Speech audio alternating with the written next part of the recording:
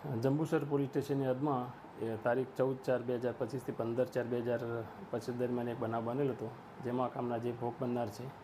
એમને આ કામના જે તોહમતદાર છે સફાન હસન મોલા નાઓએ લગ્ન કરવાની લાલચ આપી અને તેમની સાથે દુષ્કર્મ આચરેલું હતું. ત્યારબાદ ભોગ બનનારે એમની સાથે લગ્ન કરવાનું જણાવતા આ કામના જે તોહમતદાર છે એને લગ્ન કરવાની ના પાડેલી અને તેઓ તથા તેમની સાથે એમના પિતા તથા બે ભાઈઓ ભેગા મળી આ કામના જે ભોગ બનનાર છે એને ફરિયાદીને ગાલ ઉપર તમાચા મારેલા હતા. ત્યારબાદ તેમની સાથે ડીકાપાટુનો માર મારેલો હતો અને તેમને માથું દિવાલ પર અથડાવેલું હતું. આમ તેમને માથાના ભાગે તથા આંખના ભાગે ઈજાઓ કરેલી હતી અને ગાળો બોલી અને તેમને માર મારેલો હતો. આ બાબતનો ગુનો નોંધાયેલો હતો, જે ગુનાના કામે આ ગુનામાં સંડોવાયેલ તોહમતદાર સફાન હસન મૌલા તથા એમના પિતા હસન અલી મૌલા નાઓને